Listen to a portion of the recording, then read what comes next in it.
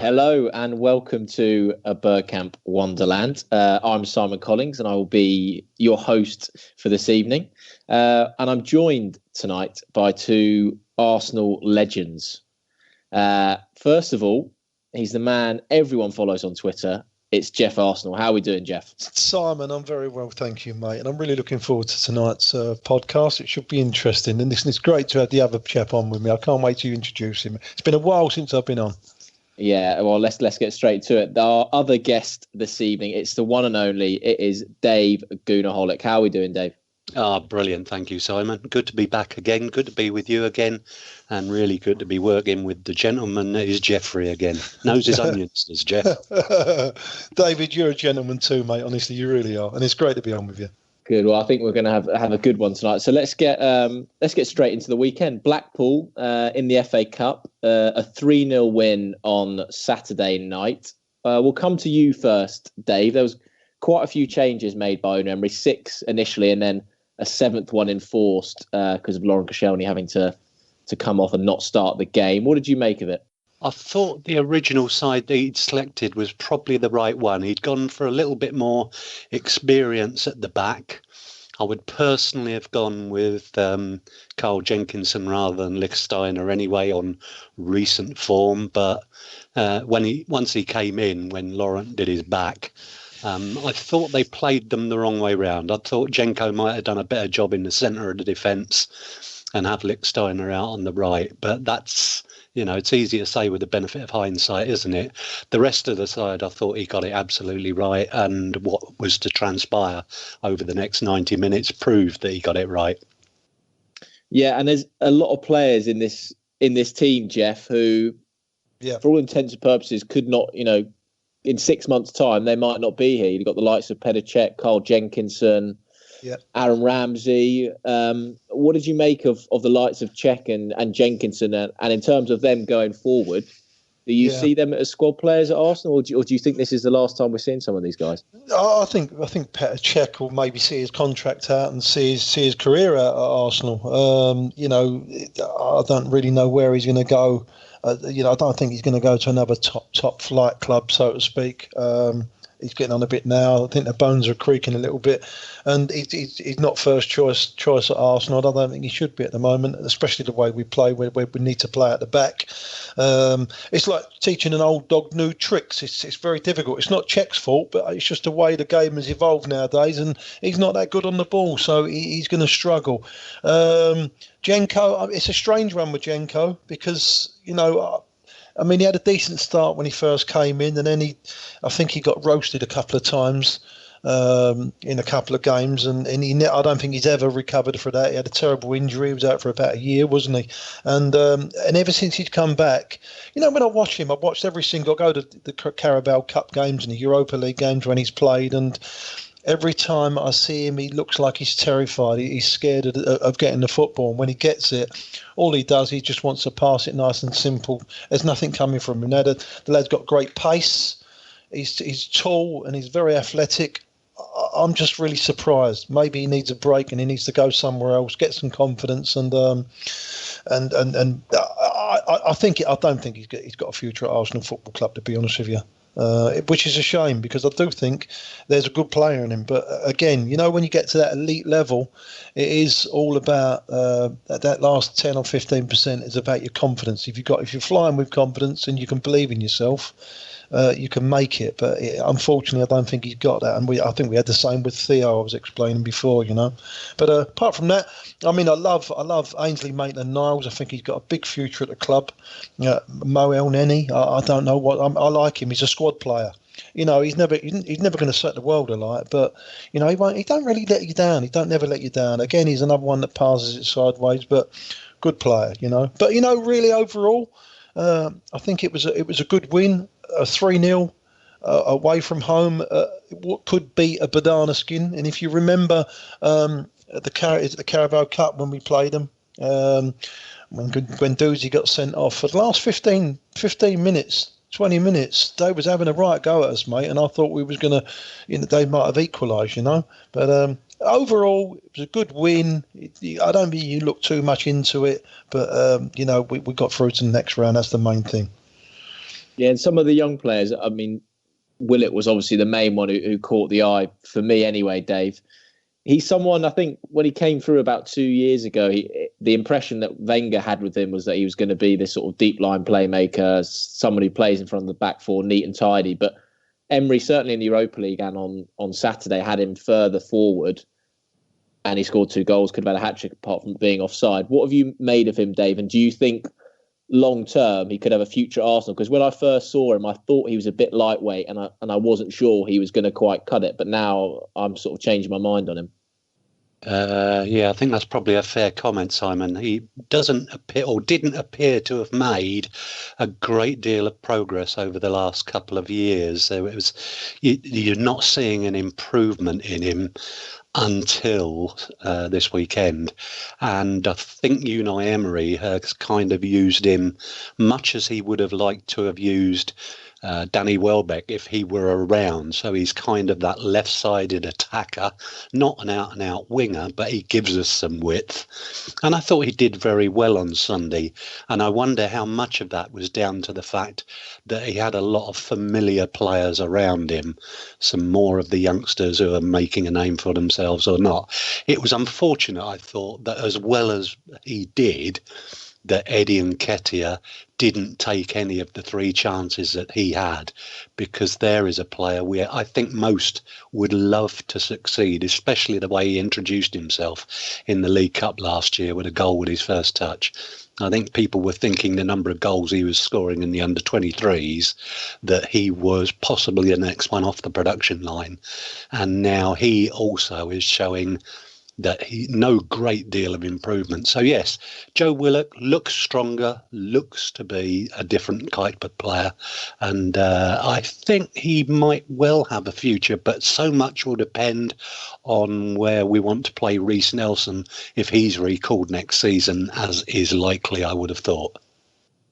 Yeah, I mean, what do you make of Nketiah, Dave? Because as you say, in the under-23s, everyone had this big reputation. Arsenal got him from Chelsea. But for me, he looks really, really short on confidence. And it'd be nice for him to get a loan. But I'm guessing with Welbeck out, we can't really loan him out. No, I think that's probably right. And it may well be that he is a confidence player, and we've got 1 or 2 of those. Geoff was talking about Carl Jenkinson. If you remember when Hector Bellerin had an extended spell out the side when he rolled his ankle, Carl Jenkinson actually looked very good because he was playing week in, week out, and he got that confidence, and he doesn't look to be the sort of player who can come in, play a game here, play a game there, and then drop out again. So, like Geoff, I wonder whether he's got a future, but I've meandered away from the original question. I hope that Eddie is a confidence player and that the next goal he gets in a first-team shirt kicks him off again, because he certainly he earned his reputation in the under-23s. Yeah, it's true. You know, and I was so disappointed that he had 3. You know what? Any decent centre forward, you got to stick at least one of them away. And he had 3 really, really good chances. He could have had a hat-trick himself, and I was disappointed that he didn't score any of them. And you know, like I said, it was quite easy. And if you're going to play for a top club like Arsenal, you have got to when you get a chance like that, you've got to stick them away, because then you get a chance in the first team in the big games. But so I'm a little bit concerned. Apart from that, his pace, his runs off the ball, his movement's really good. He's very athletic. And he holds the ball up. He's got good technique. But, again, if he's going to play as a centre forward, you've got to bang goals in, mate. You can be half a decent player. As long as you score the goals, you'll get a good living out of the game. And talking about Joe Willock, listen, we've seen so many players of this type. I'm thinking about Geoff Renadade. He had so much promise when he came in a couple of years ago, and I see that Joe Willock is similar to that.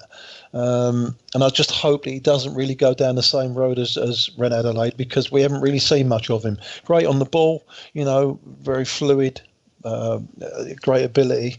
Let's just hope he can improve. And if he does improve, it'd be a decent player for Arsenal, won't he? Well, his brother. Did his brother leave the club? Was it Chris? Went to Benfica. Yeah, Benfica. Yeah. His other ones at United. Yeah. Sold or on loan or something? He went small. Didn't he run out of contract? Yeah, I think we got compensation or something minimal. Yeah. I got you. Because I fancied him, that Chris Willock. He was a winger, wasn't he? Yeah. Yeah, he was the strongest of the three of them. Yeah, he looked a decent prospect, that kid. I was really disappointed when he left. I thought that's why I asked whether he went on loan or not. It's strange. So he obviously his contract is out, and he's gone to Benfica, has he? Yeah. The thing I like with Willock is just the fact that he seems to have his head completely, in terms of mentally and the way he performs, very switched on. And there's a lovely piece. It's in all the newspapers. I think he spoke to him after the game on Saturday. But he was talking about his dad, and he's saying how his dad's bought Y-Scout, which is like all the football clubs use it. It's basically you get all the data analytics, all the statistics from a performance, and his dad's bought it. And then for all 3 games, he basically watches back all their sons, gets all the statistics, and basically goes through it with them every game. And I know Willett was saying that's who, if his dad says you've played badly or you've played well, that's who he takes it off. And that just the way he spoke about that gives the impression that he's got it switched on, because we've had players with so much talent at Arsenal. I mean, number of academy kids who look good, but you've got to have it mentally. Yeah. And that little insight made me think, maybe he's got it. Hope so. You know what? The one I really hope is going to make it is the one that wasn't there on Sunday, Emil Smith-Rowe, because he looks like he could be just a wonderful, wonderful footballer. I hope he makes it. Yeah, I remember seeing him in Singapore, and he was just absolutely fantastic. And speaking to a few of the guys at the club then, they were saying in terms of natural ability, he's one of the best they've had in, 15, 20 years. He's very strong running with the ball, tricky. Good control. Yeah, he looks like he's a player that will face up to a fullback or a defender and say, come on in, let's have a race, or, create a trick and have a go. You don't really see that a lot in these young players. But I don't really know what's his best position. Is it? He looks like he could be a 10, but then I think he's played out wide as well, isn't he? I don't know. What is his position, Simon? Do you know? I think he would. I think, if he could play anywhere, I think he'd be a 10, but the guys were discussing it on the podcast last week, Chris and John, and saying how, it doesn't look like Emery really wants a 10 in this team. But I think if we played the 3 at the back, I could certainly see Smith-Rowe as one of the 2 off the striker. I think he'd be really, really dangerous there. But as the way, with the age he is, I imagine playing him out wide might just be a bit easier. Just so, it's not quite as physical, a bit more space to ease him in. But he's another one, I think, same with Nketiah. If we weren't as stretched and with injuries, I'd quite like to get both of them out on loan just for 6 months at a championship club and play every week. Yeah, it's true. It's very difficult for these, especially forwards. They've got forwards or, a forward-thinking midfield players. It's very, very difficult to get into a club that's fighting for top 4 places, because you have got to get in, hit the ground running, and claim your place there and then. That's what I believe. And we have seen so many before, haven't we? They'll get in, they'll have a little run in the team. They'll have a honeymoon period, and then the realization is they've got to turn out performances every single week, and then they seem to drop off a little bit, have a little bit of a mare, and whether or not they can come back after their confidence has been shot a little bit is that's the difference in the players. So that's what I think. Yeah, well, we'll have a chat on how the season's gone and what we think needs to change in terms of incomings and outgoings, maybe. But just quickly, gents, the draw, obviously, for the 4th round last night. Man United at home. We'll go to you first, Dave. Happy with that? Preferred a smaller team, like having a big game? The interesting thing is, if you'd asked me that question 10 years ago, 20 years ago, 30 years ago, I'd have said to you, I think it's a great draw, because we would much sooner play someone that we know everything about than play some second division team that we don't know the first thing about, because of the number of shocks that we suffered down the years. Now, I'm not so sure we would have chosen Manchester United in the form that they're in at the moment. But just hoping they get a couple of knockbacks before that game. The other the issue with it is it means that Unai Emery has a decision to make about whether to go with the kids, which he probably can't afford to do, because United, I would think that Ole Gunnar Solskjaer sees this as an ideal opportunity for him to get a trophy on the board and maybe get the job full time. So I think he'll come all guns blazing, and I think we're probably going to have to go close to matching them. Maybe one or two changes, one or two players rested, but no more. Yeah, I mean, it's going to be a decision for Unai because, well, it hasn't been decided yet. TV will obviously indicate whether it's the Friday, Saturday, Sunday. But Arsenal got Cardiff on the Tuesday night, and then they've got Man City on the Sunday of that week. So yeah, they can't get moved to the Wednesday either because Tottenham are at home on the Wednesday. Yeah, so I think Sunday's ruled out. It's either going to be Friday night or Saturday. Yeah, and it's going to be a decision about how strong a team he goes with, whether he prioritises the league in that fourth spot or whether he fancies going for a cup. Geoff, what would you do, and what do you think Unai will do in terms of selection for that United game? I just think he'll match him up. I think he'll go full blast. I really do. I think Dave's right in what he's saying with regard to Solskjaer putting out a strong team, because he'll try and get. I think that he'll aim at that as a trophy. He'll try and get that trophy.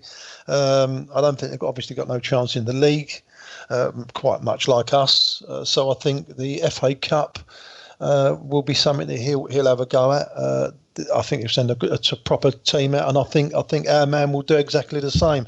When the draw was made, I mean, it was unbelievable to wait, wasn't it? Just waiting to see who come out. I'm glad it wasn't Tottenham. Now I've got to be honest with you. And when it come out, although obviously you try and avoid the top teams, if you really want to see a spectacle, it's a fantastic game, isn't it? An FA Cup game. I was delighted that we come out of the hat first. That gives us a little bit of a better chance. But these FA Cup games, you never know what's going to happen. If it was it's a different proposition if you was playing them at Old Trafford, though, because we have mind you, in recent years, we I think when Danny Welbeck knocked him out, was it last year or the year before? We've had a run up there, but over the last 10 years, we've struggled at Old Trafford, haven't we? And got a couple of drubbings up there, but. It's a good draw, and you have got to beat these teams. If you're going to win it, you have got to beat these teams. So please God, we'll go on and we'll knock them out. Yeah, and I think at home I'm quite optimistic and quite confident that we can match any team when we play them at home. So I think it's a pretty good draw, and like you guys, I think he'll go all out for it, and then probably rest players against Cardiff at home midweek, and then back to full strength for City on the Sunday. But we'll move on, guys, to just your thoughts on how the first 6 months of the Unai Emery tenureship's gone, what you've made of it, what you've liked, what you've disliked. So, Dave, give us your thoughts on the first 6 months of having a new manager at Arsenal. Generally, it's not nothing much has happened that I wouldn't have expected. The one reservation I have about the guy is that I still don't really know what style we are trying to play, because we have installed the high press on occasion. Well, we played the high press under Wenger on occasion, usually just the big matches, but it's not consistent. We don't play consistently at high pace, which was one of the things we were getting frustrated at last year. But I temper that view with the fact that he's still basically working with the same players. I know we've got Socrates out there, and I know we've got the new goalkeeper Leno. I know that he's got Guendouzi and Torreira, but by and large, he's been restricted by the players he's got, by the fact he's got Ozil there, who he's tried to fit into the team and still, I think, would like to find a way of getting him into that side. But if he's going to play three at the back, then you haven't got room for a number 10. So he's going to have to get used to doing a job out wide, and that means tracking back and all the rest of it. If we go with 4 at the back, then yes, there is a role for him in the number 10, but he's under pressure there, of course, from Aaron Ramsey, from even, dare I say it, Alex Iwobi, who looks as though he's done a decent job when he's been asked to do it there. And we were talking earlier about Emile Smith-Rowe. I think there's another opportunity. But I think we have to find a way of getting him back in, because I don't think anybody's going to take him on the wages that he's on. So we are kind of stuck with him for another 2 years. So we've got to find a way of making that work, and that's the biggest thing in the first 6 months. I like the fact that he wants to constantly improve us. I like the response of most of the players, but it's still, are we looking to replicate what Manchester City are doing, what Liverpool are doing, or are we just going to be half-hearted about it? In which case, we haven't made a great step forward. Do you think, Dave, that this an interesting question is, but could it maybe be that Emery's style will be, in a sense, not having a style in particular, so being tactically versatile in terms of the way we play could change from every game? Or do you think he needs to have a philosophy like Klopp does, like Guardiola does, for it to work? He's obviously got something about him for all the success that he had back at Sevilla. What he's trying to achieve, though, is not clear, and that's the issue I've got with it. And you might be right; he may be playing different styles depending on the opponent, which would be most un-Wenger-like, because he really did only change once or twice when we had City or Chelsea and United, and he went to that relatively rope-a-dope tactic that worked so well in some of those games. But no, I think I think he would like us to be following the Guardiola Klopp tradition, but he hasn't got the players to do that yet. Let's not forget that. He needs another couple of windows at least in order to make that team his own. Geoff, what about you? What have you made of it so far? I've been quite happy with it, to be perfectly honest with you.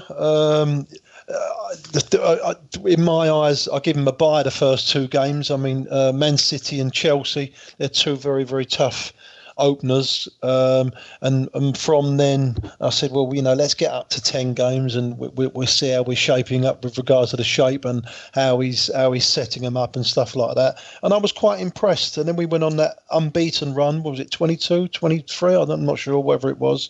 There was a lot of teams in that.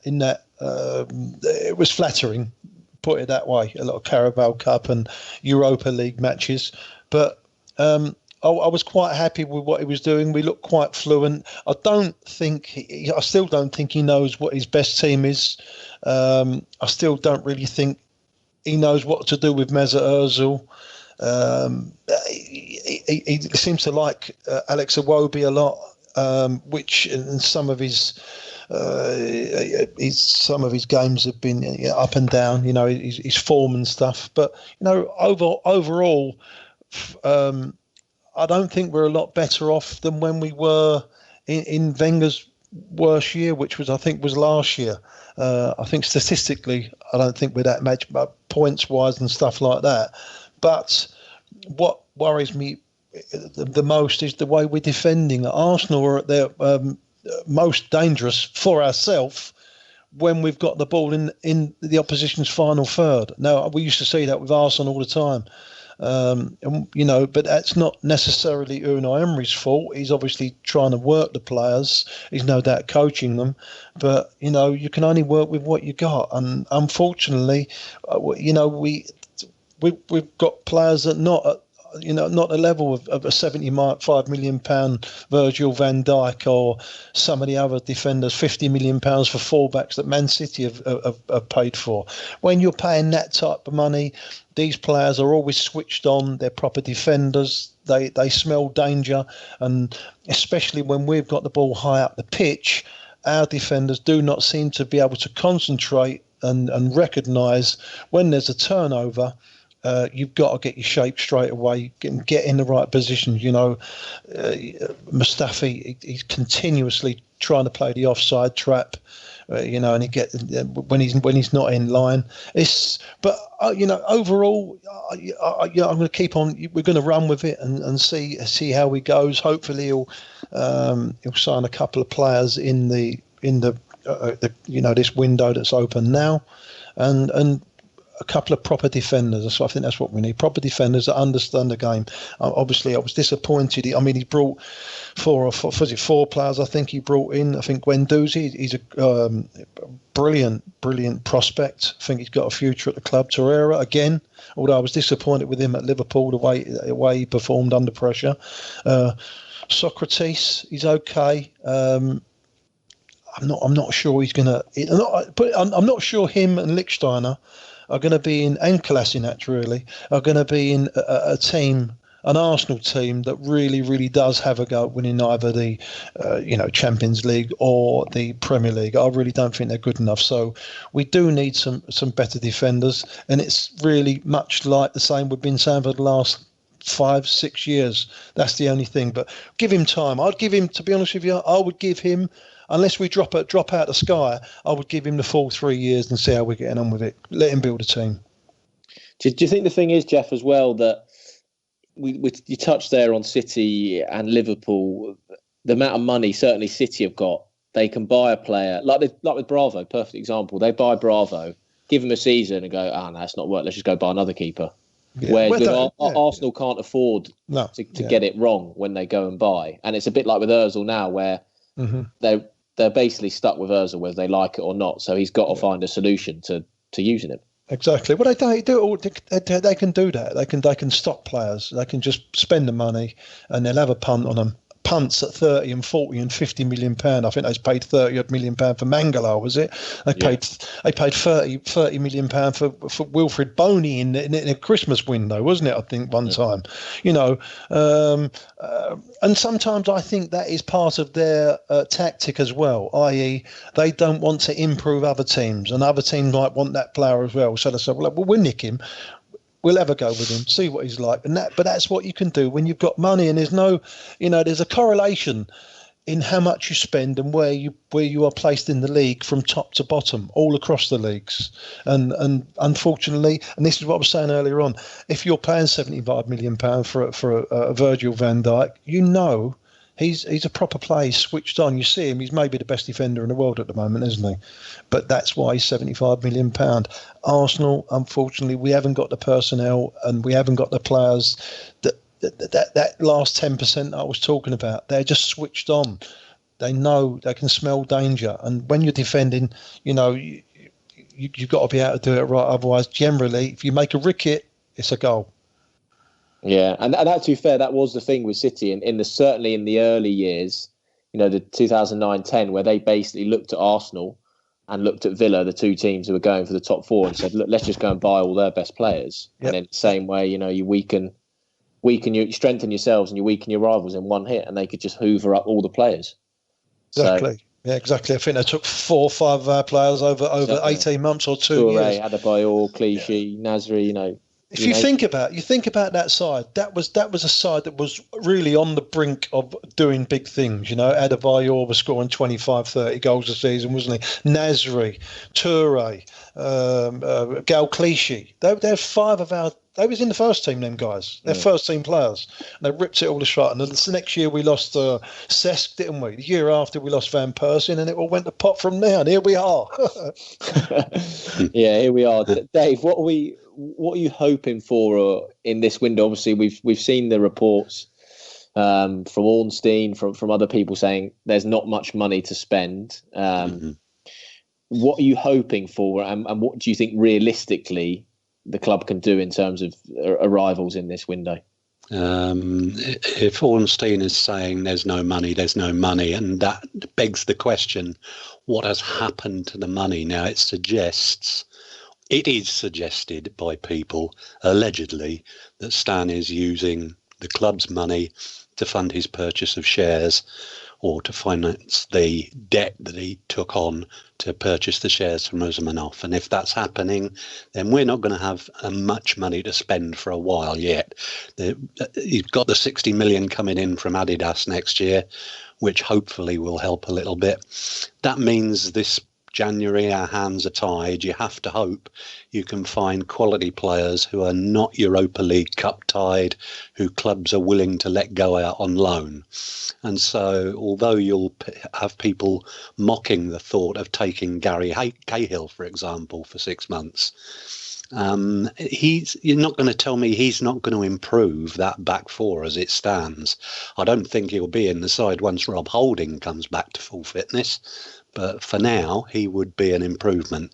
Similarly with Denis Suarez, if you have an opportunity to move Aaron Ramsey for some money in January, then Denis Suarez on loan makes perfect sense. And I see today somebody had written that Barcelona are considering letting him come on loan as long as there is a guaranteed £20 million fee at the end of the year. If that is the case, then I think there's a good chance we could get Suarez in if we can move Aaron on. But if we end up with Aaron staying here, I would use him full pelt for 6 months. I hope he doesn't get injured for his sake, but we want to use him because he's one of the better midfielders at the club. I've been saying for a while now, as an Arsenal fan, you really, really do now need to lower your expectations, because we have an owner that has got a history in other sports, in other sports clubs, where he doesn't really pump any money into it. He's never pumped any money into Arsenal. I think I saw a stat from Swiss Ramble, I think it was last week, that Simon, you must really read it more than me, that we're the only club in the Premier League that hasn't had that the owner hasn't pumped money into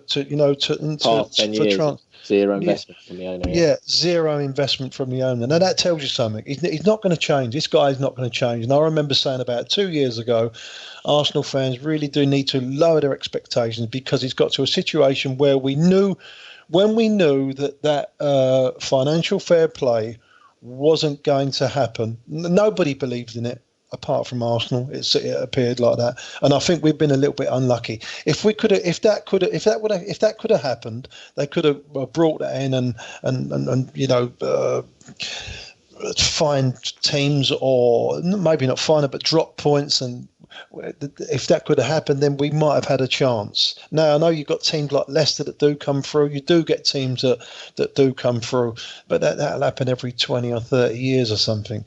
But at that time, I said, listen, now is the time. He's either got to put up or shut up and leave, because if he doesn't put the money in, we're just going to be a cup team. And unfortunately, in my eyes, it's sad, but I think that's what we are at the moment. And like you said, we're going to be a team we'll be tinkering, we'll be trying to nick players from, like a Cahill or something here and there to see us through, and maybe win a few cups on the way. Is the big issue now, though, Geoff, that we obviously don't see the accounts, there's no AGM, so we're not going to have, the fans are not going to have any idea for the foreseeable future exactly what Stan Kroenke is doing with his money. Yeah, but it doesn't really make any difference. It's just, unless I don't think he's going to put any money in the club, and I still don't think he's going to sell the club. He's got any interest in selling the club, It's worth a lot of money in our Arsenal Football Club, but it'd be worth more money if he can get us back into the Champions League. And to get us back in the Champions League, it's quite clear that he needs to spend money. Is he going to spend that money? Because Holick there said that, all right, we've got a big Adidas deal coming through next year, but so will other teams, and other teams next year will have more money. So everyone's getting a slice of the cake. The people that are spending the most money, buying the best players, they're going to get the biggest trophies. It's as simple as that. Don't you think, though, Geoff? Because it looks as though the way we're setting up now upstairs in Highbury House, as though we're possibly following the Dortmund model, where we are looking to recruit cheap and sell big, and that's an area where we were chronically mismanaged in the last decade. And if you can buy the right players, as they have done fairly consistently in recent years, there's that hope still there that we can still be competitive, we can still be challenging at the right end of the table. I agree with you, we're only a cup side until we prove otherwise. But it looks to me as though, although I don't know what Unai Emery's vision is, I do see the vision of the club from directors down. Well, you're right, but the problem is, so when Arsene came in, he obviously had that French football sewn up, and Africa. Absolutely, he had it all sewn up, and it was different back in the day. Like George Graham with all the second and third division players. Exactly, yeah, because you know where you've been what you're familiar with, right? So he could cherry pick all them players, and obviously that escalated us. Emery, he's been at a couple of decent clubs. He obviously knows the Spanish league. He's obviously had a look at he's had a decent look at the French league, but all these other teams, if you can come, if you're playing in France and you got a chance to go to PSG or Arsenal, one, they're going to pay you more money, or whatever you offer. Say you offer a young kid, well, we'll give you 60, 75 grand, whatever. And PSG, they can push the boat out. So they can throw 100 grand at him all day long. And that's where the problem is. I think we was in for, you might laugh, but I think it's well known that Wenger tried to sign Mbappe last year. He ended up at PSG. There's a reason for that. It wasn't he didn't like Arsene Wenger. It wasn't he didn't like Arsenal Football Club. I think he'd mentioned that he liked Wenger and he liked the way Arsenal play, etc., etc. It was down to money. And all these top clubs, they've now got scouts and people all over the globe watching footballers. I watched the Man City, the Pep, what do you call it, on Netflix. They've got people, all over Latin America, waiting and just looking at young players and players that are coming through, and that costs a lot of money. It's not just only about spending your 75-100 million pound on an A player that's 90% of the way there. He's just at a different club. They're throwing money at these young kids now, just to keep them on board. Just to get them on board early doors, and again, hoping they can come through. So it's very, very difficult. It's going to be difficult for us, Dave. What about you, Simon? Because you're much closer to things than we are generally at the moment, and you will have a flavour of what's going on, press conferences and stuff like that. Where do you see us going? I mean, the difficult thing for me is, obviously, you hear it saying, there's no money to be spent, the club needs to be self-sufficient, and this idea of buying low and selling high. And then you have someone like Aaron Ramsey, who is seemingly going to let go for free when you could probably get a fee for him now, maybe in the region of £20 million. I think the issue being there that Arsenal value him at between 30 and 40 million, which is obviously a lot of money for someone with 6 months on his deal. And they're saying we'll get more value by having him for 6 months. But that for me is an indication of how they're trying to change the transfer model, obviously, with Raul Sanllehi, Sven Mislintat, but we're still in this situation again where we've got a prized asset with 6 months to go who's not signed a contract and who has not been sold.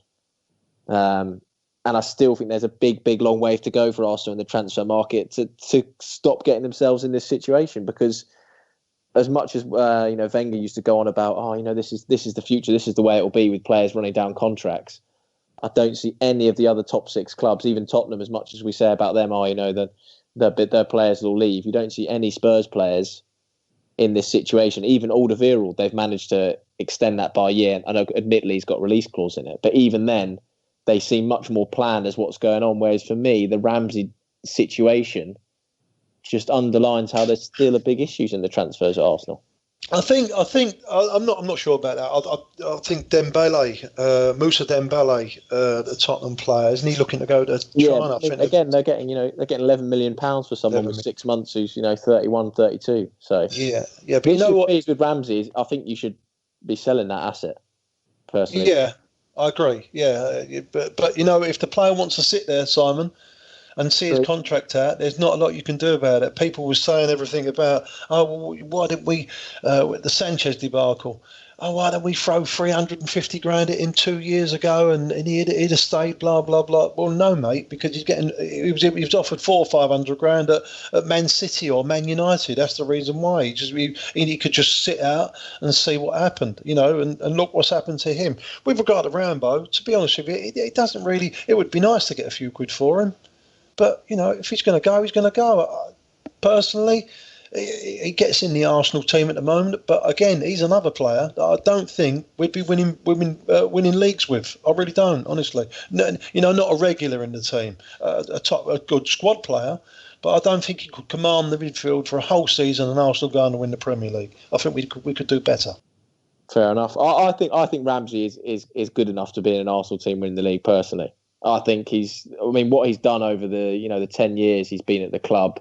I cannot see us getting, certainly in the current climate that we're shopping in, the current market that we're shopping in. I personally can't see us getting a better midfielder than that for the wage that he was supposedly demanding. I think you either keep him or sell him, and this situation where he's going for free for me feels like a throwback to the years gone by. I mean, Geoff, from what you've heard or from what you understand, do you see this as just him not wanting to be at the club not wanting him? What do you think? I just think, obviously, he's been at the club a while now. I don't know, what was it, 10 years, is it? I don't know, 16? Was he 20? How old is he now? 26? Been there 10 years, I think so. 10 years. Yeah. I think it's a bit of both. I think the lad can see that we are obviously rebuilding. I think the lad realise that he's not going to get his 250, 300 grand or whatever he thinks that he's worth at Arsenal Football Club. And I think he's got an opportunity. If he can sit out for another 6 months, he can get that. Instead of Arsenal getting a £20 million transfer fee, he could mez that into his wages every single month. And that's where he can draw it. I mean, Wenger said it, and I've said it as well. I think that's the way a lot of these transfers are going to go now. You'll have 3 and 4 years at a club, and then once you're coming, you just run your contract down. Especially when you're coming into your last few years of your playing career. I mean, I know he's got a few years left. He left Ramsey. He started very young. He was in the first team at 17, I think, wasn't he? So he's been playing a long while. There's only so many miles on the clock. And this might be his last big contract, if you get what I mean. He might get to 28 and 29 and drop off a cliff a little bit and start dropping down. But he's a good player. He's a good player, and he would get in at Arsenal's first team at the moment. But if we're going to improve, I think we need someone better. I really do, and it's a shame. I think it's telling as well, the clubs that are in for him. I know they're smelling blood at the moment, but you look and it's virtually the cream of Europe want to sign him. And like you say, they will end up paying the money themselves. It's just they'll be paying it to him instead of us. Simon, do you reckon? Listen? The clubs that are interested in him, in my opinion, they're interested in him because they know they've got that. All right, of course they've still got to pay for him, but they haven't got to pay £30 million and still giving the 250, 300 grand a week. They're just giving they should be given the 250 or 300,000 pound a week without giving that 30 million pound. Do you think that if he had, let's say he had 18 months or 2, I mean, we haven't seen it over the years, people coming in and offering big money for him. But do you think if he had 18 months on the contract, do you think these big teams would be coming into him and still be interested? Well, it depends. I know the guys touched on it at the pod the other week. It depends whether you believe that Man United wanted to spend £50 million, and I do agree. There is a strong element of this whereby the clubs that are in for him, certainly Juventus, we know are one of the shrewdest in the transfer market, one of the best at getting a deal, and their viewpoint will be, well, we'll sign Aaron Ramsey for free. The worst case scenario, let's give him a 4-year deal. After 2 years, we could probably sell him for anything's a profit on that. You could sell him for 10 million, 15 million pounds, and you'll make a profit. I agree with your point that the worry would be, why has no one come in for him all over these years when he's been performing at Arsenal? But there was, when he had those fantastic seasons, 13, 14, when we went and won those FA Cups, he was linked with the likes of Barcelona, he was linked with the likes of Bayern Munich, and admittedly he's tailed off. But I think the clubs will have seen him and scouted him and think he's got enough to perform at this level, because as much as, he's a free transfer, he's still going to be being paid out a significant sum of money. I think the Juventus talk is that it's going to be about £180,000 a week, hefty signing on bonus. So it's still an outlay of cash, and they will think, this guy can come in and perform for us. And I personally will be intrigued to see whether at a different club, because we've only seen him at Cardiff at Arsenal, at a different club, whether he kicks on and becomes the player that I think 4 or 5 years ago we really thought he was going to be. Yeah, it's true. And on a positive note, though, gents, just only about players leaving the club. On Denis Suarez, Dave, I know you touched on him and how he might be coming in. Have you seen much of him? Heard much about him? Because he was someone who's been struggling at Barcelona. I know he came to City for a bit, but Emery obviously worked them before. What are your thoughts on that? If we can get him in, I'll be totally honest. I haven't seen him play this season. I know he's a versatile player who hasn't made it where they wanted him to play at Barca, which was more centrally, but he could play wide when he was with Unai Emery before. And that's an area where, without Danny Welbeck, who's not an out-and-out winger, but who gave us good width, and if Joe Willock isn't going to get an extended chance, then it's an area where I think he would give us the option of strengthening. You don't know until you get a player here. He's not played in the Premier League. He may take the 6 months to settle in that other players, good players before him, have done, like Dennis Bergkamp, Thierry Henry. They didn't hit the ground running. Robert Pires was petrified the first he saw of the Premier League at Sunderland. So he's no guarantee, but I do like the thinking that he's a player who could give us something different. I haven't really seen anything of him, to be honest with you. So it's a little bit difficult. But if he did he come through La Masia? Wasn't he? I think was he at Barca? Yeah. Let's give a Google. I know he went to. He was at Man City for a bit, and then back to Barcelona. And if he come through Barcelona's obviously youth system, he's obviously going to be a footballer, isn't he? Which would suit us. But again, you've seen a couple of players that have come through from Barcelona. Who'd had decent runs in their team, the kid that went to Stoke and Everton, and they haven't really cut it. They haven't really set the world alight. So, but you don't know. Like these young kids, they come in. Again, if they can hit the ground running, get a couple of goals early doors, it takes the pressure off them. But again, the Premier League is a different animal. It's not like out in Spain where you get plenty of time on the ball, is it? So he was at Celta Vigo. Then he went to Man City as a kid. Didn't get a kick. Went to Barcelona. Then he was at Emery with on loan when he was at Sevilla, and by all accounts, played over 30 games, did well.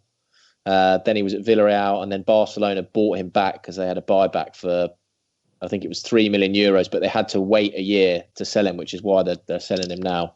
But he's not really, other than that season at Sevilla and a bit of Villarreal, he's not really had a chance to properly showcase, and he's 25 years old. So that's a bit of business for Barcelona, isn't it? They've obviously that contract where they could buy him back for whatever it was, that cheap amount of money, a couple of million euros. The 9 out of 10 times they're going to buy a player back, aren't they? Because they know they're going to make 10 or 12 or something million of him worthwhile, in the current climate. So that doesn't really tell us a lot. Whether they rate him or not, it's maybe a bit of business. So we maybe have to be guarded by that, So sometimes I would like us to dip into. I'm sure there's a players in the Championship that you might, young kids in the Championships that you'll get for a lot cheaper, and maybe try and breed them and bring them through. Yeah. And they're aware of the Premier League. They know about all the players. Sometimes when you'll buy a player from abroad and they're not taking in, they're just watching their leagues. They're not really watching the Premier League, deep down. Sometimes I'm not sure them players they take a bit of time to settle in, don't they?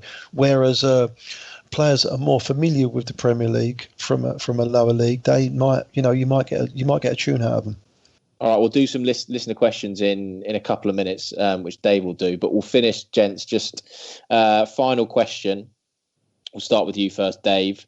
We're going to fast forward. It's February the 1st. What have Arsenal ended up with at the end of the window? Hopefully a central defender. I mean, we were talking about Cahill. I would sooner have someone younger and a little bit more developed, but if he's the best that's available, let's get him in if we can, because there's talk of him going to Fulham as well. But central defender first and foremost, a player who can give us a little bit of natural width second, and if Rambo goes, certainly someone who can do who can play in the positions that he's asked to play. That would be for me. And Geoff, what about you? What are you thinking February 1st? What are Arsenal going to have? Again, I think we definitely need to strengthen the back four. We need a proper centre half. Again, that's familiar with the Premier League. So there's got to be someone. Well, who's the kid at Leicester that plays for England last year in the World Cup and done very, very well? Maguire. Slabhead. I mean, yeah. Cost a fortune. English premium. Well, United look at him, and he was 75 million quid in the summer asking price. I mean, that's okay. Yeah, level. It's. I agree with you, Geoff. It's crazy that is. It's just mad money, isn't it? Bonkers, isn't it? I mean, Leicester City centre half, £75 million. I mean, yeah. But if you listen, Arsenal would never have trouble scoring goals. We've said this for 5 years now. Arsenal have never had trouble scoring goals. They've always had enough players, quality players up top that could nick a goal. Mm-hmm. Our problem is defending. So if we spend the money on one or two proper defenders and stop leaking goals, right? Where's that going to take you?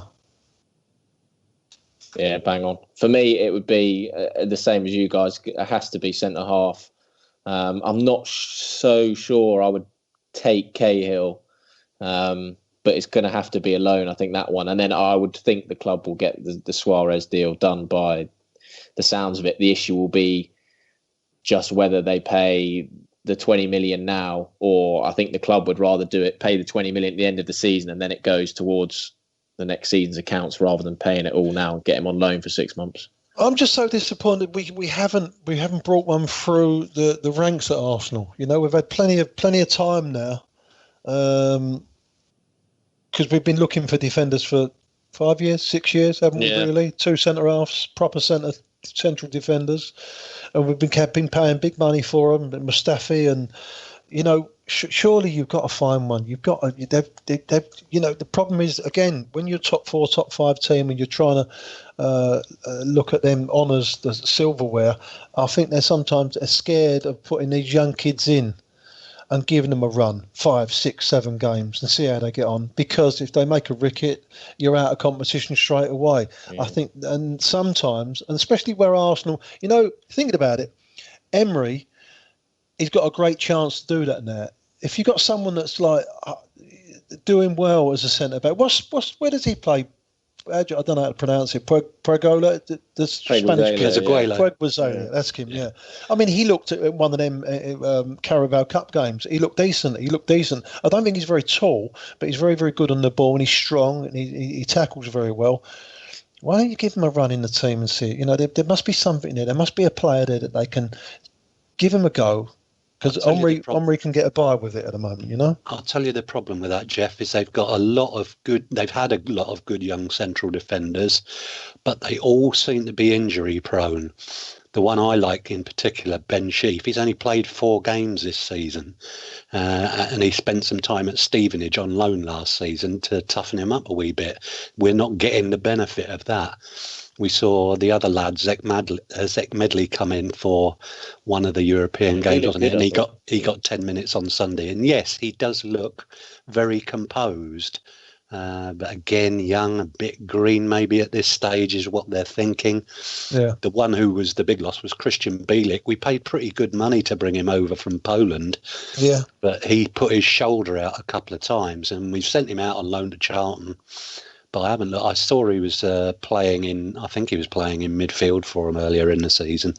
So I don't know how much progress he's made and whether he's going to be a centre half or not. When he came in, Bielik, for them few games, it League Cup games again, wasn't it? Again, but he reminded me of a young Tony Adams. He really did. You know, you know the way he played the game, and but he just disappeared into thin air, hasn't he? Which is a shame. He was 2.5 million as well, wasn't he? He weren't cheap. He's 2.5 million quid for someone who's 18 years old. Is he still contracted to the club? Yes, he's out on loan at Charlton. But he's you know yourself, if you've had a couple of dislocated collarbones or shoulder shoulders. I'm not sure which it was. Yeah, but sometimes, sorry to cut across your day. Yeah. Sometimes you'll bring these players back, like we did with Coquelin that time. Everyone wrote him off. They sent him out on loan to Charlton. Come back from Charlton when we had nobody else. He only come back really because we was short of bodies, and he come in and done a great job. They give him a specific job to do, and he done a great job. And so we turned him into half a decent player. Of course, we needed better anyway. But why don't you give someone? Because sometimes you do find them players, and they hit a bit of form, and that's what I was saying about earlier on. Once they got their confidence, they're up there. They think, I can handle this, and then they mature into a proper player. I'd rather give someone a chance, like a Mavropanos or exactly Mavropanos. I'd rather give them a chance than get a Cahill in for 6 months, personally. Me too. Yeah, you're right. And you know what? That's what I'm saying to you. I think Emery would get a pass. He'd get a buy. I think you'd suffer it. All right, he could come out and say, well, it's quite clear that I can't. A proper centre half now is going to cost you 75 million quid. The bar has been set with Van Dijk, isn't it? Right. So a proper centre half, if he's half decent and everyone fancies him, you've got to give that kind of money. I'd rather you try have a little go with one of them young kids and see how you get on with him. Yeah. If I could have any centre half within a reasonable, not taking the piss in the summer, it would probably be Ake at Bournemouth. I think he's the one I've seen who I think would be. Yeah, true. Very true. For us. There you go. That's what I'm saying to you. You can find them. You know what I mean? You can find them. But you want someone, and again, it's not just down to the manager. I used to argue with people on Twitter about Wenger and the way he defends and everything else. Once these players cross that white line, they must take responsibility. The manager can't go on and play for them. And I say the same about Unai Emery. Some of our defending has been shocking these last few games. And it's about the players, about the quality on the pitch and smelling danger. So we need a proper defender. A footballer that is interested in only defending. Simple as that. Okay. Good. Right, Dave, you want to hit us with some listener questions then? Yeah, let's start with you, Simon, because we need to get you more involved. Desert Man 79 says, how much money do we actually have available to spend this month? And is Denis Suarez close to joining Arsenal? Now, if anybody knows, that's you.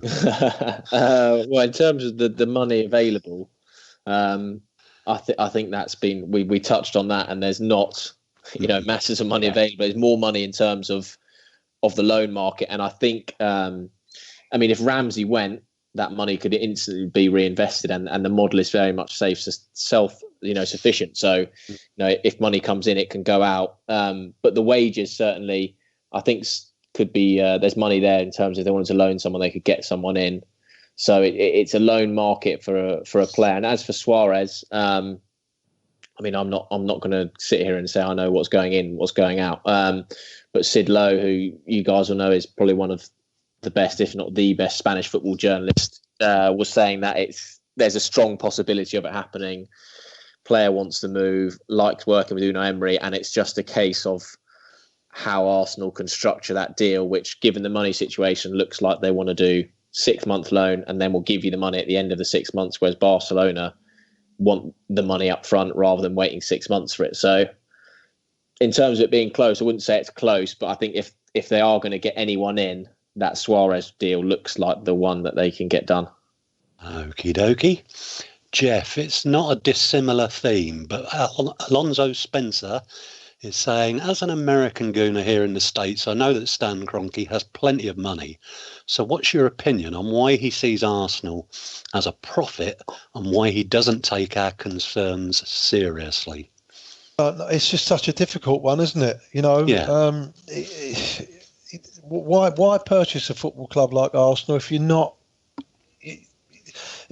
going to put some money in or make us more successful? Because it would be straight business if you spend money and you bring success, you win a Premier League or you win a Champions League, that makes the club worth more money, and your shares go up, and your wealth is going to go up because of that.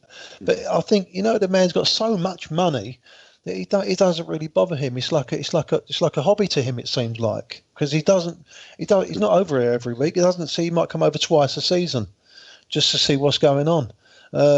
And it is a shame. It's a shame. Unfortunately, all these chairmen now, they're not like the old school chairman where, you handed it down through the family and stuff like that back in the day. All those, it's a proper big business now. And unfortunately, we've just drawn a short straw, it seems like, with Stan Kroenke, where he's just going to let us self-sustain. And it's going to be very difficult for us to win things, isn't it? When you've got all them other clubs, simple as that. I would say one thing, Alonso, in an answer to that. I think Stan Kroenke will want to hang on to the club for as long as it is registering a huge profit for him on the books, as it certainly is at the moment, because that helps him to finance other deals in the United States. He's may not necessarily be pulling cash out of the club, although we think he possibly is. And I think we must find out by March, because I think we're due to publish something by March. But as long as we are a profitable investment for him, then he'll retain it. But as Geoff says, if it will not remain profitable if he allows it to slide. And that's the point at which people will want to get in and maybe sense a cut price deal from him. And that might be the time that we strike it lucky. We don't know. None of us knows. But I agree with Geoff. I don't think the guy's going to invest any of his own money at all. He's made his money out of basically buying land and building Walmart stores. And it's been a profitable deal for him. That's that. Anyway, Noir Confidential. So let's go back to you with this one. Is Kolasinac now our first choice left back, or do you see him as a wing back and think we still need to sign a proper left back in the summer? Was that for me, Dave? Yes, yeah. Yeah, you know what? I do think he's our first choice left back at the moment, and to be honest with you, I think he deserves it. I don't think he's going to be in an Arsenal team that wins the Premier League. He's another one that he switches off a little bit. He doesn't concentrate correctly. You can ghost him behind him if the ball's on the other side of the pitch, like from across and stuff like that. I think he's good on the ball.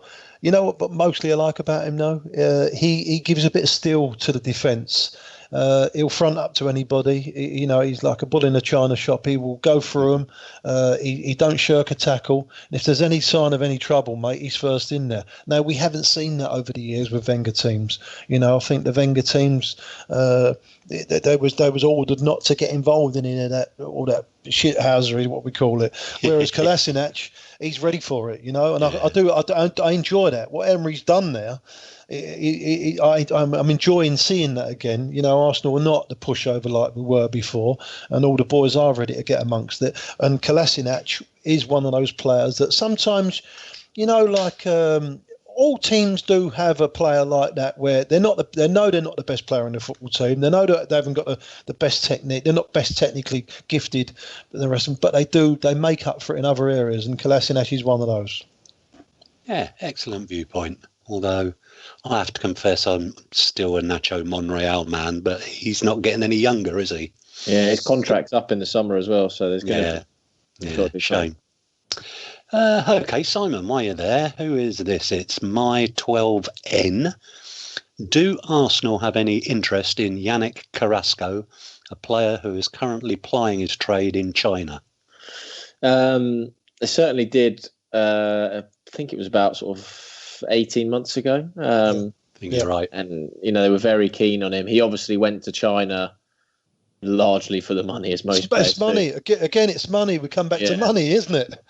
But he seems to have been like a lot of people who go to China. They get there for a year or so and then realise actually this isn't what I want to isn't where I want to be. I think they would assume they'd still be interested. Certainly the club were interested. Whether Emery remains to be seen. The problem is he's going to have to take a massive wage cut, which he might want to do to come back and play in Europe. It's quite possible. He's not very old at all. Very, very good player. I loved him when he was at Atletico. Proper winger. Super quick, and would be exactly what we need. So I can understand the links there. Whether they firm up that interest remains to be seen. I tell you what, if you want anything related to this transfer or anything Belgium related, there's a guy on Twitter called Christophe Thureau. He's a Belgian journalist, but he lives in England, covers English football, and he is anything with Belgian players. He is absolutely like ear to the ground. So he did tweet about Carrasco and said Arsenal were interested before, but he stressed the point saying Arsenal don't have that much money to spend, and it's basically going to be the wages and fee for someone like Carrasco probably makes it unlikely. So I would say they're interested, but I don't think they could get it done, really. I love him, Carrasco. He's a top player. But again, it's another player that we don't really need, so to speak. We need a defender rather than a forward like that. But he is a top player. I think he's brilliant. I remember he ruined us. But didn't they do us 4-1 or 4-2 at our gaff in the Champions League a couple of years ago? Must have been 3-4 years ago. And it gave us too much to do when we went back to Monaco, went out there. But he was different class in the first leg and more or less won the game for him. Different class player, honestly. Very, very quick, great feet. Okay, good stuff. I'll take the next one if you don't mind, because it's touching on a place that we've already been twice. So, from RLF 86. Apparently we have no money and need to follow the Borussia Dortmund method. But Arsene built his teams without external finances. So what's happened that we now need to follow another team's example and not use our own history as our model? My answer to that may not be popular, particularly given that I was such a Wenger supporter, but our history in the last 10 years is not a model that we should be looking to replicate. And there are reasons other than that. The reason that you want to follow Dortmund's example is that you want to better manage players' contracts so that you better manage the income from transferring them if you cannot get them to sign up. And you would sell them presumably with 2 years and not leave it to the last year of the contract, which is what's cost us. And hopefully we are able to, with Mislintat's help, find the young players that he found for Dortmund, develop them, improve their value at Arsenal, and then we'll be getting some money in to supplement the funds. We have overriding that this question mark about whether Stan is currently taking money out of the club as well, and that is what is stopping us from spending the cash reserves that have to be there. I hope that gives you a flavour of what we're thinking. People are talking about this Dortmund method. I mean, it's all well and good taking on that Dortmund method, but Borussia Dortmund have the second choice of all the quality players in Germany. They must probably pay the second highest wages in Germany. If you transfer that to the Premier League at Arsenal are going to have fourth or fifth pick of all the top players. You got City, Chelsea, Man United. You might even add Liverpool into that now. With what they've done, although they haven't won fuck all. You get all these Kloppites. You get all these Kloppites, Arsenal Kloppites. They're all over me now because But again, they still haven't won nothing yet. He's been there 3 years now, hasn't he? Yeah. And is he in his fourth year now, Simon? Klopp. When did he come in? I think he came in. It was in the middle of the 2014-15 season, wasn't it? Yeah. Let's have a look. Yeah, I think he's. I think he's in his fourth October 2015. He came in, so he's had 2.5 years there. So this is his third full season. So interesting. Okay, we've done that one. I'm going to stick with you, Geoff, if you don't mind. Nicky Wilson, good friend of the blog. Is Cesc Fabregas an Arsenal legend, and what makes you an Arsenal legend? It's a good question, that. A very, very good question. I think Cesc Fabregas was one of the best midfield players Arsenal have ever had. And I've been watching Arsenal since 1971, so I've seen some decent midfield players. We had him as a youngster, 16, I think. I remember. I think it was it Rotherham or one of them teams when we beat them 5-1. I think he scored in his debut for Arsenal. I think it was Rotherham in a League Cup game. I remember I was sitting in a box in the clock end at the time, and he carved out a really, really fantastic career at Arsenal, and was part of some good sides. Unfortunately, he didn't really have the players around him, and then it's been blotted.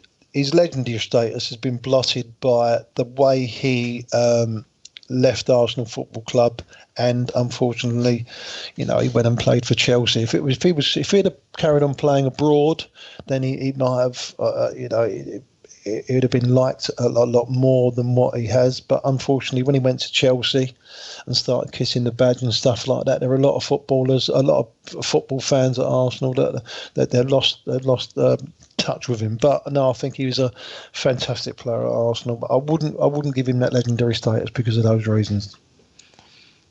Contrast that with Henry. If Fabregas had done what Henry did and went to Barcelona, and then obviously I know different ages, but Emery left Arsenal, went to Barcelona, and then went to the MLS for a bit, didn't it? If Emery had gone to Chelsea or whatever after Barcelona, I think we'd be saying the same sort of thing. Correct.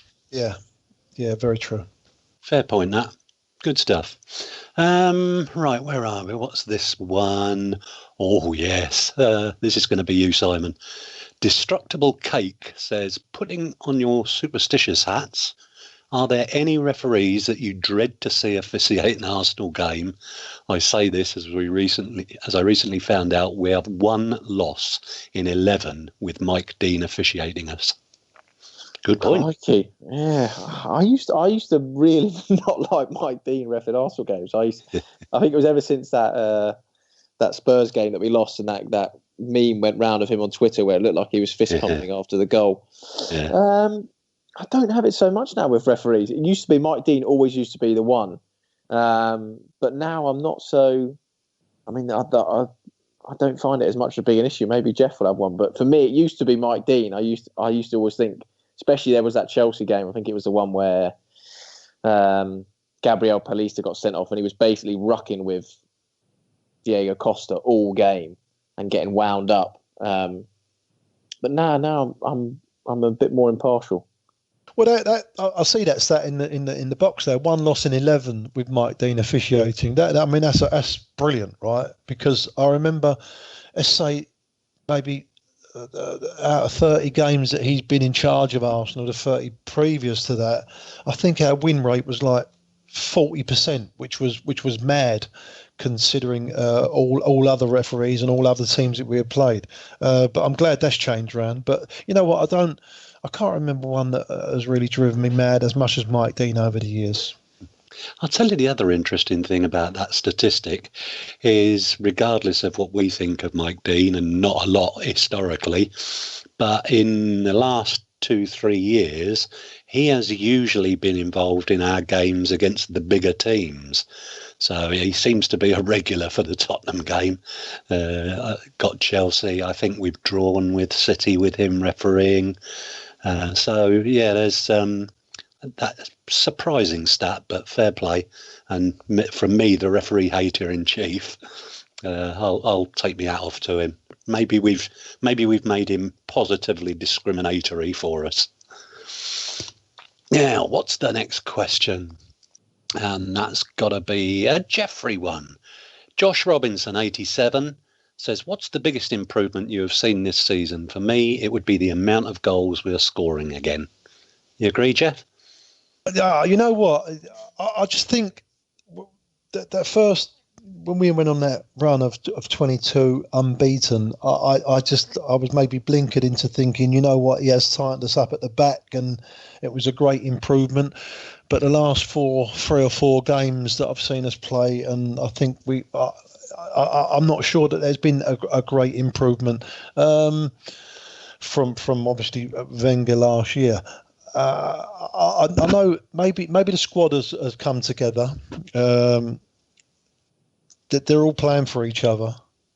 Maybe that is the only thing I can see as an improvement. We've obviously improved a little bit on last season, but from previous seasons before that, I think we're very much the same. I like what you said earlier about the shithousery. I think that's a definite area in which we've improved. Very true. Yeah.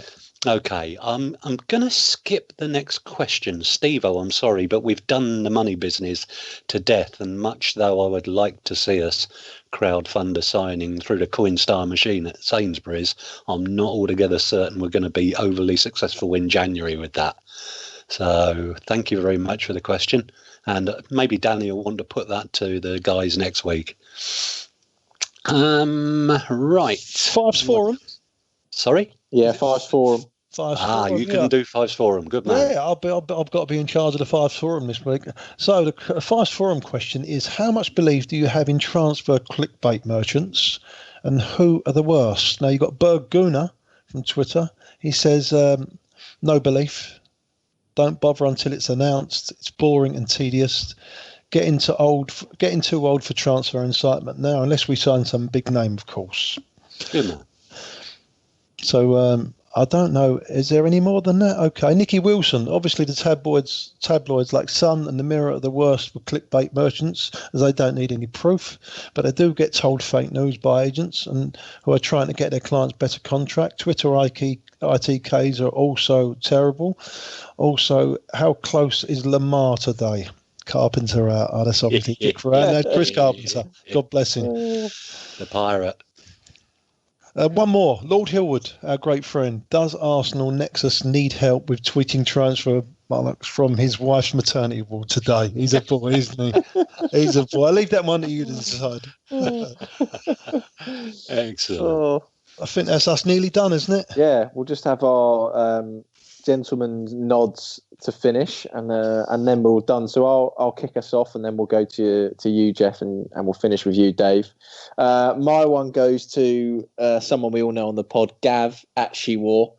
My girlfriend bought one of his great clock end clocks for Christmas for me, and I managed to break clock end what, mate? One of the clock end clocks. Gav makes them. I think you've got to play that back. I think you've got to play that back and see what comes out. I don't think your wife would be happy with silly old sod. Put your hearing aid in. That was a birthday. I thought she bought a cock there for a moment. I think that's what you said. That's what she wanted anyway. Or Gav. No, he bought one of the clock end clocks, and I managed to break one of the hands the other day, and Gav very kindly has already sent me out a repair in the post, no charge. Just an example of how good a shop he's run. So go check him out.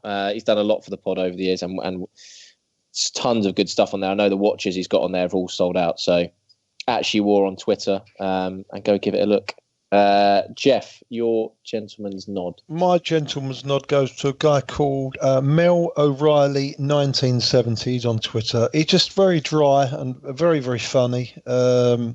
A long Arsenal fan, and he's quite funny amongst Twitter, where it does get a little bit drab sometimes. And Dave, you to finish off, mate. Okay, it's been an unfortunate week for one who so many of us know, and if I say at Gooner Dave 66, you'll probably know that I'm referring to Dave Seeger, who lost his son Liam on New Year's Day. And Dave, you know that our thoughts of everybody at ABW, and indeed the entire Arsenal Twitter, are with you at this time. Take time with your family, come to terms with what's happened, and if you need any of us, mate, you know where we are. But the very best to you and the family in coming to terms with what's happened with Liam. Well said, David. Well said, Dave. And that is it for this week's show. The next ABW Live, which is after the West Ham game, that's the early kickoff on Saturday, will be with John, Shredder and Josh. So tune in straight after full time to listen to those three guys go through the game. But that is it for a Bergkamp Wonderland. Good night and keep it Arsenal. Ho, ho, ho, cheeky monkeys, and here's a little bit of shenanigans from before the podcast started. You all right then, Simon? Yeah, I'm good. How are you? Fat, bald, not cold. Yeah, give it time. See you nice Christmas? Hello. Geoff? Yes. Can you hear me? How long have we been doing this? Only about, I don't know, 15 years or something, is it? Feels like it. We're coming up to our 7th year. Every time I say to you, don't invite us to a call to join you for a call, because you've just invited Steve and Chris, and then I'll get a call from Jason going, "Oh, what's happened? Why do you need me, boy?" I bet I got a right coat in there, didn't I? Off you, off. I bet I did. I just went, "Oh, he keeps doing this." Okay, I won't do that anymore. What do I do? Just let you know that I'm. Yeah, sit tight. All right, cool, no problem. Just cross your legs and. David. Last. David, how the devil are you? Well, I'm a bit vexed because this here Skype has crashed on me 3 times already. What, tonight? Yeah. Because I always test it half an hour before we come online. It's a bit cold outside. You've got to put a coat round it, Dave. Yeah. Give it a tickle and a hot coffee. Yeah, that's might be it. it. Cold coffee, That's it. So if I vanish all of a sudden, I'm sorry. No, you'll be all right. Who else we got on with us? Collings. Yeah. I'm here. How you doing, Simon? You all right? You good? I'm good, mate. How are you? Yeah, bang on, mate. Bang on, thank you. Simon. It's been a while since we've done one. Yeah, it is. I haven't been on it for a while, and full stop.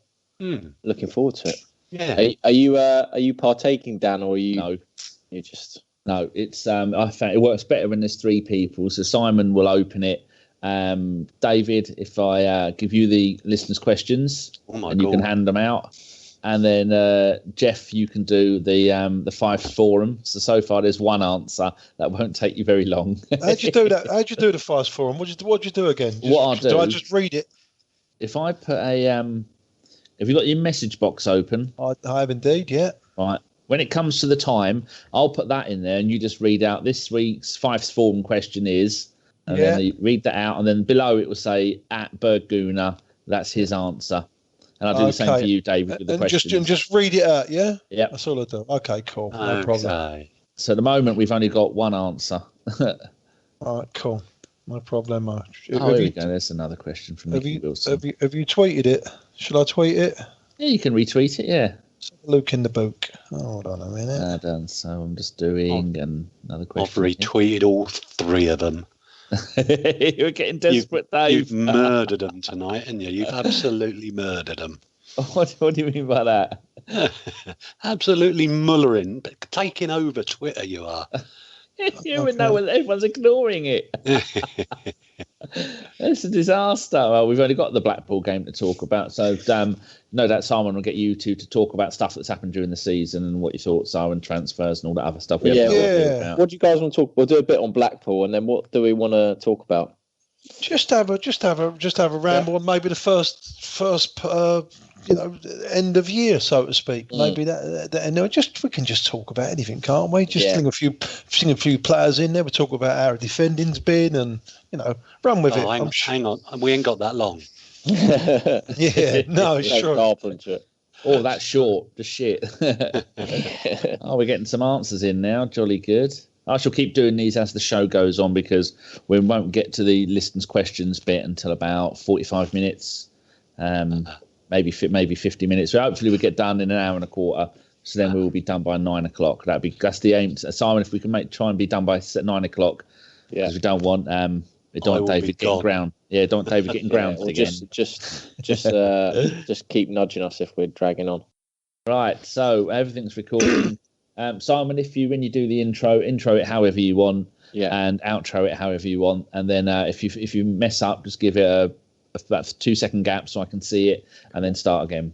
So all good. Coming up to 7 minutes of recording. Show start 7. Whenever you're ready. I was going to put myself on mute. Go. Hello and welcome to. And here's some more shenanigans after the podcast ended. Good night and keep it Arsenal. You got to do the get down, dog. Get down, dog. That was enjoyable. Well done, boys. That was magnificent. That's flawless. You lot are brilliant. Well done. I think it was the professional hosting that did it. It was. He was very good. Very good. Very good. He's too good at everything. Well done. Excellent. Right. Not even 9 o'clock, and you two can go, or you can all go. I know, it's amazing. Well done. Listen, God bless you, boys. It's great to speak to you again. Yeah. Get you on in 2 or 3 weeks' time again. Yeah, ready when you are, mate. No problem. Lovely. Cheers. Thank you. Bye, mate. Bye, bye. Thanks. Good luck, guys. Bye, bye. Ta-da.